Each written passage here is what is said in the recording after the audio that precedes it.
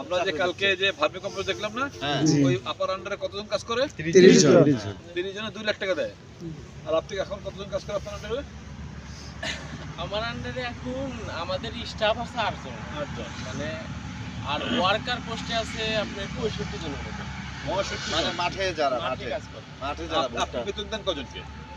আমি আমাদের প্রতিষ্ঠানের স্টাফ আমি সহ 8 জন, আমিও বেতন নেই, 8 জন বেতন দিই, এটা মাসিক বেতন। আর ওদের আমরা সাপ্তাহিক বেতন দিই, ওরা পার ডে 700-800 টাকা মাসে বেতন দেন কত সবাইকে? সব মিলে সব মিলে তো অনেক হয়। তো আমরা ওয়ার্কার টোয়ার্কার মিলে তাও তো 4-5 লাখ 5 লাখের বেতন। আপনি কার্যক্রম ওই যে টেকনিক্যাল ইস্যুগুলো স্যার বলবে, ঠিক আছে? আমি তো টেকনিক্যাল পারসন না, উনি বলবে যে এনারা বস, এনারা বলবে টেকনিক্যাল। আপনি শুরু করছেন কবে থেকে? আমি শুরু করছি আমার এই সাইলেন্টের সাথে মানে সম্পর্ক হচ্ছে 21 শুরু থেকে, জানুয়ারি থেকে আমি সাইলেন্টের তখন আমি বুঝতাম না 21 সালের আগে আপনি তো বুঝতেন না। না আমি জানতামই না সাইলেন্ট। তাহলে কত বছর হয়েছে?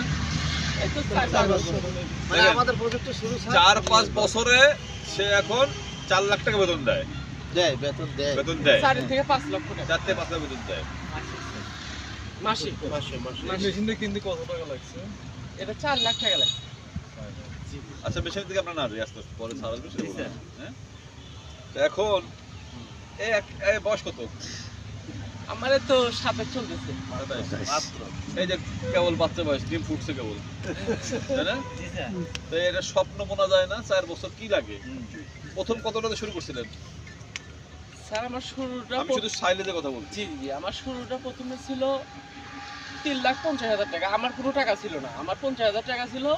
আর 3 লাখ টাকা আমার রিলেটিভের থেকে আমি হেল্প নিয়েছি, ধার নিয়েছি, ধার শুরু নিয়ে আমি 2 বছর 21-22 সালে। আপনি প্রথমে যে অল্প পরিমাণে শুরু করছিলেন, সেই অল্প পরিমাণটা কি কত ছিল? কত টাকা ছিল? আমার নিজস্ব মানে এটা কি, এটা মূলত চালু করতেই মিনিমাম 3-4-3.5 লাখ টাকা লাগে। মানে আমাদের মেশিন আসলে আমরা তো একটু চিন্তা করছিলাম বাণিজ্যিক আকারে, যেহেতু আমি মানে বড় কোম্পানির সাথে কাজ করছি, ওদের সাথে এক্সপেরিয়েন্স সব কিছু আছে, এটা অনেক টাকা লাগে শুরু করতে। আচ্ছা, ঠিক তো আছে, আমি তখন বুঝতে পারছি। আপনাদের মধ্যে অনেকে হয়তো বুঝতেছেন না যে স্যার কি নিয়ে আলোচনা করতেছেন।